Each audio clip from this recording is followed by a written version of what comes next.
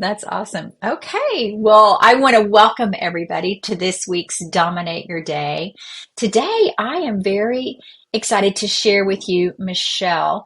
And Michelle Merritt she really is another strengths coach, just like myself, but she also specializes in careers and helping people manage their careers, whether it's transitions or I guess getting on board positions.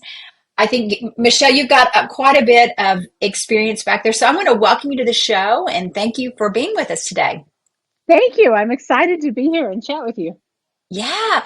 So, Michelle, can you tell everybody a little bit about what you do in this career kind of transition area and Yeah, as a chief strategist, what your role is?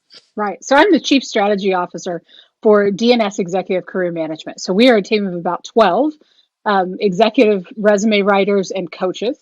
And my role is twofold. Number one, I set strategy for the entire organization as we move and grow at an unprecedented pace for us right now. And also, I lead the team of writers.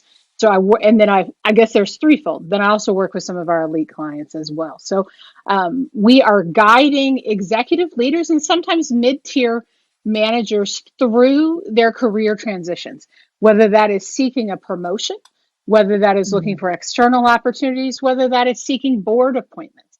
We work in the space of board readiness and board appointments quite frequently. And then we also do executive outplacement because the outplacement process, if you are unfortunately offboarding executives, is a little bit different than when you're offboarding a team. Well, Michelle, I have so many questions for you. You said you're busier than ever. So what's going on? What's going on right now? Post COVID, Mhm. 2024, what's happening? We're seeing a lot of people make transitions at the executive level, most by choice, right? So we're seeing people say, in this latter part of my career, in this, climbing that second mountain, if you will, that's the second phase, or maybe even encore careers, where I want to do something I love, I want to do something I'm passionate about, but I also want to earn the income that that I've worked toward, that I deserve, things like that. So we're seeing people go after opportunities in a way that maybe they had not done in the past. So is it more of independent executives saying, I'm ready for that next step and it's not happening here, so I'm going to go look? Or are we seeing a lot of, what's the term for it when people aren't really, they're asked to leave or I don't know Right. what you call An that, the nice term, involuntary change, right? involuntary change. Right. Yes. I think we're seeing more So, people make the choice to pursue things, but things happen, right? mhm. Like you and I were talking before we hit record. Sometimes Yes. people will find out that a new executive comes in and they make changes all the way across the board, right? So some things are out Mhm. of our control, and we certainly help people in those roles as well. But oftentimes, what we find is that people are really looking to strategically make the next step in their career, and it may or may not be ready for them internally. What do you think are the biggest, if somebody is just in one of those situations where they had to involuntary change, Mhm. what would be your biggest recommendations for them as they're going through a whole big change right now and trying to navigate these waters, get their resume right, network, just kind of reformat their whole mindset about work. What have you Yeah, seen? And I need to also mention that you're a Gallup certified coach, so I am. yeah, so you probably use that as well. But what are you seeing, or what do you feel like would be tips to give them? Yeah, so I think the most important thing is to take a breath, right? Hmm. Hopefully, you're in a position where you have negotiated a severance or a severance package has been offered, things like that, where you can take a minute, look around, and figure out the landscape. So, what does that landscape look like? We need to have all of our ducks in a row. We need to have all of our documents ready to go, right? So, we need our executive resumes, we need our bios, all of that. We need to be prepared for interviews. We need to have a job search strategy in place. We need to know how to go find a job. If you don't know how to do that, you need to find an executive coach who can help you in those career transitions. And then, I would also say understanding your salary requirements, right? Knowing how to negotiate your next opportunity. If you have been moving up in your organization for many years, possibly your entire career to an executive level, and now you find yourself, in an involuntary change, you may have never negotiated your salary. You may have been handed your next role and the Mm, appropriate raise and never had to negotiate. So understanding what makes an automatic yes, what makes an automatic no, and what makes up total compensation is also a big part of that. So I would say, take a breath, understand your job search strategy, understand how to interview. Things have changed since you might have done it the last time, mhm, and then understand how to negotiate. But also start engaging your network and be very strategic about how you engage your network, because so often people will tell me, I don't have a network. Michelle, I've had my head down. I've been doing the work all these years, and the only people I know are the same people, my peers that got laid off with me. Right? That's not true. mm, I can tell you countless stories, as every career coach can, around someone's neighbor's brother's cousin's sister's friend who was the key to opening the door to their next opportunity. mm. Right? So understanding that network is a really vital piece. And I think too, one of the things, and we'll break down some of these things because it looks like you're an Mm-hmm. expert in also resume writing, but I think too, people don't realize that they probably know, what is that saying? You probably know 250 people and Oh each yeah. of them know 250 people. So Right. there's your network. Right. Um, and I think whether you're in marketing or sales or you're selling yourself, Mm-hmm. that is huge. Talk to me a little bit. This one of my passion points is personal branding. And Mm-hmm. when you talk about bios and resumes, what are your biggest recommendations there? What are you seeing that you would just wish everybody would think about when they're building their resume? Or they're probably too many words, I'm guessing. I don't know. Well, so the number one thing, and I probably say this 14 times a day, your resume is about you, but it is not for you. Your resume Mm, is for the reader, right? Your bio is for the mm-hmm, reader. We all have those things back in our past that we're so proud of and that we really want everyone to know mm-hmm, about, but they may not necessarily apply to where we're headed next, right? mm, So at an executive level, especially, or a leadership level, engaging a professional resume writer to help you dissect what needs to stay, what needs to go, is a vital part of that process. The second piece, from the resume standpoint or the document standpoint, is understanding the data and metrics that need to be included. Right? Data mm, and metrics allow the reader to understand and relate to the depth and the magnitude of our responsibilities. So it communicates what we've been responsible for. And data can come in a variety of forms. It doesn't have to be a dollar figure. It can be a mm-hmm. percentage. There could be a variety of things. It could be timelines. There's all kinds of things that make up data points, right? But communicating that data in a way that is succinct, right? There isn't too many words, but also explains to the reader and is focused on what the reader needs. So put yourself in the reader's position. If that is you're interviewing with a CEO because you're an executive vice president, great. What does the CEO look for? Chances are they're not looking Mm-hmm. for the roll up your sleeves, get your hands dirty experiences. They're looking for governance and leadership. And telling that story, transitioning from that hands on leader to the executive roles, from the big picture universal leadership, can be a challenge for some people. Sadly, especially women, we tend to see women struggle in that area a little more. What do you think that is? I think that women tend to be the people who are told, roll up your sleeves, do the work, put your head down. When you're good Mm-hmm. enough, someone will take notice, right? Mm, Our male peers are giving direction. They're giving mm-hmm. overarching leadership. They're not rolling up their sleeves always. Instead, they're empowering their people to do it, and then they're taking credit. It's It's a not in good any way a compliment. slight to our Right. male peers. If anything, we have an opportunity to learn from that.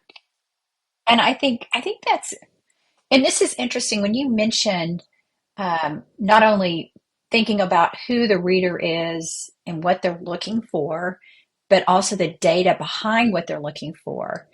Mhm. And whether you're female or male, one of the things I've heard recently is looking at the job descriptions and putting some of that data in your resume. Is that how important is that? So I think we want to focus on accomplishments more than job description, right? We need an overarching job description.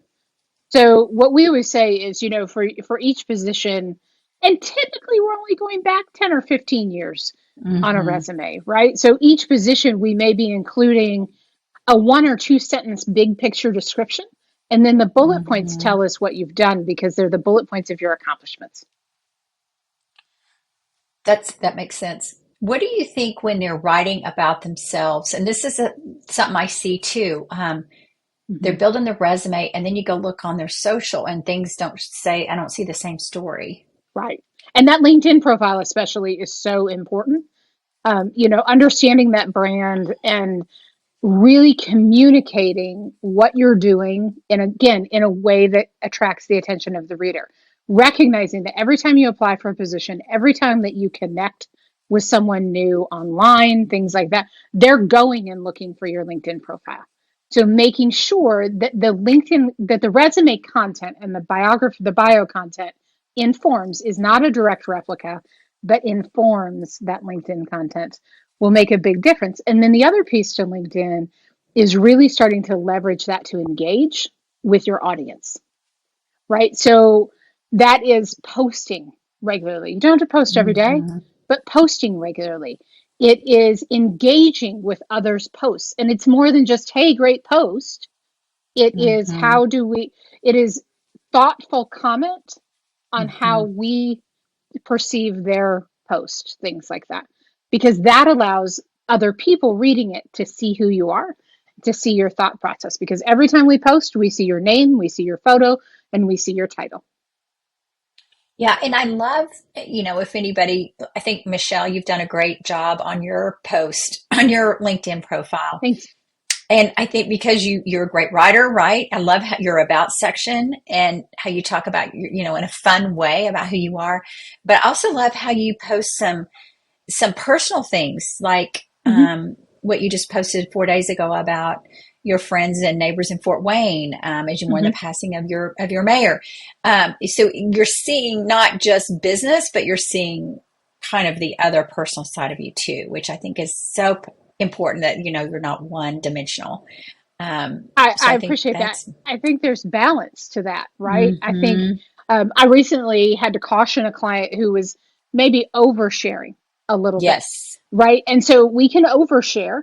This LinkedIn hmm is your workplace, right? So Yeah. what do you share in your workplace, right? I would tell my Right. colleagues at work, hey, the mayor that I, so beloved when I lived in Fort Wayne, I live in Indianapolis now, but when I lived in Fort Wayne, Tom Henry was a beloved mayor, and we were Mm. lucky to call he and his wife Cindy friends. And so, his passing is something I would have shared with my colleagues about how they hmm influenced our life. But yet, if I'm talking about things that are exceptionally personal, the fact that I'm having a tough day, the fact that maybe I'm battling depression, things like that, completely acceptable to talk about in social settings. And I want you to be open about things like that. But LinkedIn might not be the place for that when we're looking to attract employers, looking to attract new opportunities. This is where that emotional intelligence comes in. It When I want does. to say, oh my goodness, can you just call me and let me know what's going on? I don't think you need to let the world know all this, Right, especially when you're, if somebody's looking for a job or trying to get right. more clients. Because I think whether you're looking for a job or you're looking for clients, they're going to be feeling the same way. Mm-hmm. So Agreed. and I actually had an executive that hired me, and he did not hire the other person that he used to work with again because he said he was posting too many radical things on his Mm-hmm. LinkedIn page. And I Right, thought that was such a good example of what we don't, whether you're right. applying your personal brand's always out there. So Mm-hmm. I think that is powerful. Well, so one of the other areas that we mentioned briefly in the intro, and I want to get into now, is just understanding salary and compensation. Mm-hmm. And you brought up a good point, Michelle, when you said that a lot of people have never really had to negotiate a salary before. They've just kind of Right. grown up where they are, and then all of a sudden they find themselves new Hmm. owners, new leaders, and they've moved out. So, Right. what are your tips around that? So I love salary negotiation. It is the thing that scares people the most, right? Um, but here's what we need to know. We need to know what is an automatic yes and what Mm, is an automatic no. What does that mean? mm, So an automatic yes is made up of things like um, base salary. It's made up of um, bonus potential. It's made up of benefit packages. So that may be health insurance, 401k, all of those sort of things, right? It is your severance agreement at an executive level. It may be profit sharing. There are a variety of things that go into these salary compensation packages. And so what we know is that the automatic yes is if it is anything this or higher, we don't recommend it, but I could say yes immediately without having to review mm, it, without having to check in with someone at home, things like that. If it is below this number or below this package here, doesn't matter how much I love you and how excited I am, I can't say yes. Everything mm, else is negotiable, mhm. right? So knowing those numbers will help guide the conversation. The other thing I always remind people of is when someone asks you, what's your salary range? What's your salary requirement? We're really tempted to give people a range. So if our range is 250 to 300, and we say to the recruiter or the talent acquisition person, I need to be between 250 and 300, what we've told the recruiter is that we will accept 250, Mm, right? We've good we've point. just lost ourselves $50,000. So let's not lose $50,000. Let's instead ask the recruiter, tell me what your range is for this role, and I will be transparent with you as to whether or not I can make that work.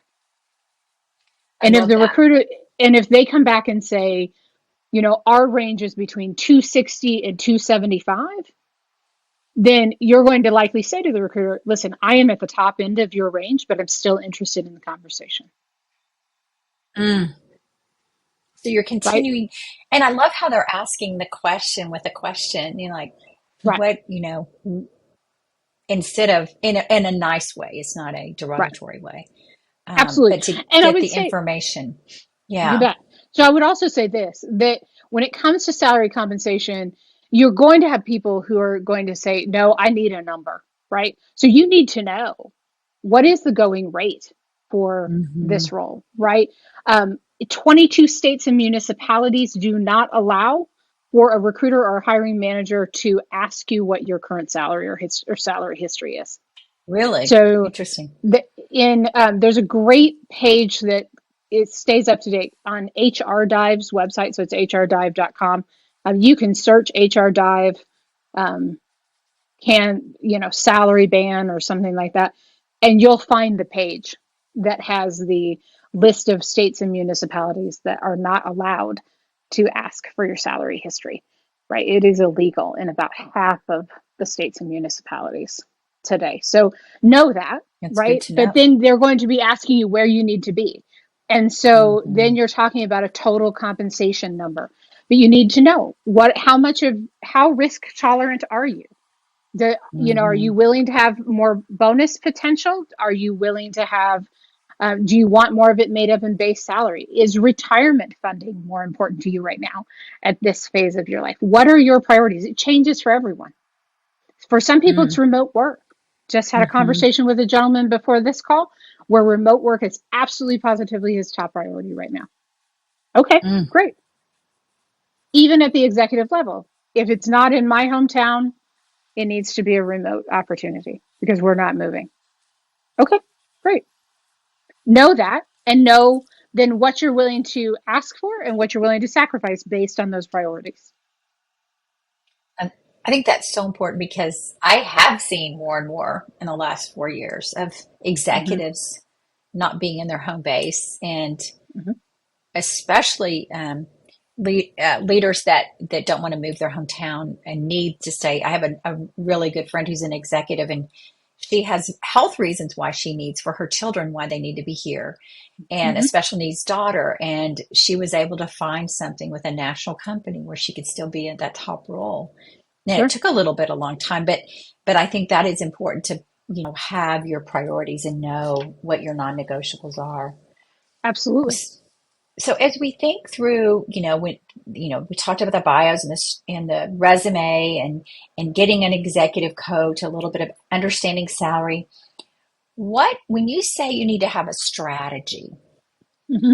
what what would your advice be to an executive that is thinking about taking the next step somewhere else to learn and grow, where Hmm. they've been the same place forever. They're not getting moved out. They're just ready for develop a new strategy. What would you recommend for someone like that? So, what I always tell people is remember that 85% of jobs are found through people we know, not through the internet, Mm, not through applying online. So, that's a hmm statistic that comes directly from LinkedIn, and they have one of the largest job boards, right? So, mm, what does that mean? It means we need to understand our network and we need to leverage that network. So, I break my network into three categories. This is going to sound a little bit corny, but it's just how I remember it. So, I have what I call the 2 a.m. group, right? So, the 2 a.m. hmm circle in my network, those are the people who you can call in the middle of the night who are willing to get out of bed and help you, right? It is a short list for hmm many of us. hmm Um, for many of us, I would say it's 3 to 6 people. I mean, it's a short Yeah. list. And then the next list is going to be those 6 a.m. people, right? Those are the people that you can call in the middle, outside of the regular workday, outside of the course of the day, who are willing to help you, but they're probably not the same people who are getting out of bed for you at 2 o'clock in the morning.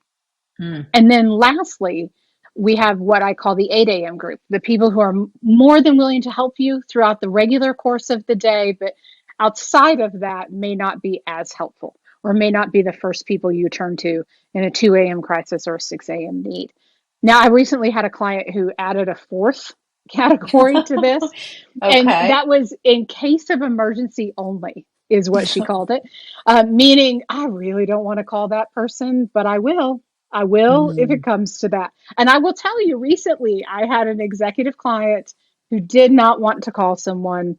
They hadn't seen each other in years. He hadn't kept up with the relationship in the way that he probably should have. Um, and he knew that it was going to look a little bit needy when he called. Mm. And yet we put a plan together in what to say and how to approach that call. And sure enough, that person was the key to the opportunity that he wanted next. So, Oh, and the wow. person was more than willing to say, okay, life has gotten in the way, right? The last 4 years, especially for many of Hmm us, have been incredibly tough. And I think some people are more forgiving, and the ones who are not, well, that's okay. They can move on. But oftentimes that's not personal. That's such a great. I love little snippets like that. I think little metaphors for remembering who you can call and putting them in groups. I think that's great. I think about that in case of emergency, break the glass. Go ahead. Just get Right, that person. That's a great right, story. right. It is. And, the other thing that I'll say about that is that our lists sometimes surprise us. Most Mm, often, the people that we thought would be the most helpful tend to not be. And the mm, people who we thought would be the least helpful are the ones who surprise us, right? And it again probably isn't personal. That person on our 2 a.m. list may have something going on that we don't even know about, right? And we never want to mm. assume that we know everything going on with the person on the 2 a.m. list, right? Just because we're close or just because they're an emergency contact doesn't mean I know everything that's happening in their lives. And then there may be that person, again, that is, distantly related somehow to your situation that may be extra helpful. So never discount your network and never decide for your network if they're really going to be helpful or not. Let them make that decision. I remember my mom told me a long time ago, I think it was when I was in high school or college, that just never burn a bridge, never burn a bridge. Right. And because you never know who could end Mm-hmm. up back in the same, department as you, or same Mm-hmm. company as you. And like you said, then you have that angst about, oh, why didn't I keep up with that person? Or why didn't I? Right. Yeah. So it's like, even if, and now with social media, it's a little bit more, I guess, forgiving, because people Hmm. are starting to connect that haven't connected in a while. Right. Michelle, I love your strengths, your Clifton Mm-hmm. strengths: positivity, communication, arranger, relator, connectedness. Yes. When you were just sharing these tips and Hmm. thoughts, especially just recently when you were telling when that person didn't want to reach out, I heard that positivity come out in a big way. Hmm. Um, Right. so tell the audience how you use strengths not only as an executive leader and a chief strategist, but how you coach with your strengths and how you use that with your clients. Yeah, so at DNS, we are a strengths-based team. Our leadership team all knows their strengths. We all work together within our strengths. Now, full disclosure, three of four of us on the executive team are all positivity as our top talent. So Oh, um, wow. we can be a big room of cheerleaders, right? But we also Yeah. know how to balance it with the realistic parts of life. So there's that piece. As far as using it for our clients who are interested in strengths, we tend to, of course, we have them take the assessment, Hmm. or go through. Many of them, of course, already have the assessment because they're working for Fortune 100 and 200 organizations. And so we're going through the assessment with them, identifying their strengths and being oftentimes utilizing those to communicate what sets the client apart, what sets the executive apart in a way that gets the reader's attention. Right? Because as you know, as a strengths coach, no two people have the exact same strengths. Right. And so, how do we communicate what sets you apart? We can use your strengths to do that. So, for example, when I learned about my strengths, gosh, 11 years ago now, I didn't like what they said. I was not happy with the results in any way. And I thought, this is not what these are not executive level strengths. Hmm. That's what I thought. And a colleague who had become a certified coach said, um, calm down. Let's talk about this, you know? And sure Hmm. enough, when I went through it all, I originally thought, well, these are just the strengths of a cheerleader. And I was a high school cheerleader. So sure. There you go. But, it turns out the world needs a few cheerleaders. And Hmm. I can utilize my strengths in connectedness in arranging all of those for a very strategic purpose to move both our organization and our clients forward. And I hear that. I mean, to me, if I was going through this, it'd be fun to be around positivity, people that have a lot of Right. positive and that energy that comes with that. Hmm. Knowing, because this is a tough time for people. It's change. They're going through a lot of change and they're needing that kind of person that they can steady themselves with and get some energy from, during the You bet. process. And of course, we talk with strengths that it's more of a development tool. We don't use it for Hmm. hiring. And so I Right. want to make sure people know that. Um, Absolutely. so, Michelle, as we get ready to close out, I would love for you to share anything that's coming up for you now that you haven't gotten to share with our audience of difference makers. These are corporate leaders that are out there making a difference every day in their communities and also in their cultures at work, in the workplace. Is there anything that's coming up for you that you want to make sure you tell them, whether they're hiring or they're on the road to finding that next career path for themselves? Sure. One thing that I think people often assume when they hear me talk about positivity and communication and things like that is, well, she can teach networking and job search strategy because she's obviously an extrovert. Mm, The truth is, I am not an extrovert in any mm, way. I'm an introvert through and through, the textbook definition of the person who needs time alone, needs some serious downtime in order to recharge. Because as you know, extroverts and introverts, mhm, really the definition is based on where we get our energy, right? How mhm. we refuel, right? It's not whether or not we like people. We can be extroverts and not like people. That's not Right. in question, but it's how we refuel. And what I always remind people, because people will say, Michelle, I'm an introvert, I can't network. That's not true. Introverts in many ways make the best networkers because they know how to have Mhm, purposeful conversation, right? As mm, introverts, we can have the, the chit chat back and forth, but we want to get to the meat of a conversation like this so that we can really dive in and help one another, right? So Mm, even if you are not an extrovert, you can still make sometimes even a better networker and mhm, really pursue that because you're doing it in a really purposeful manner, which is what I would caution my extrovert friends in, is making sure that as you're going out that you're not just taking that sort of scattershot approach mm, to your networking, right? But that you too are mhm. being purposeful because you're going to get more energy from all of this networking, but it needs to have a purpose and a definition so that you still continue to move the search forward. Such great advice. I'm kind of thinking, Michelle, you need to do a book, write a book on your 2 a.m. friend and Right. My 2 networking. a.m. I friends are think, the best.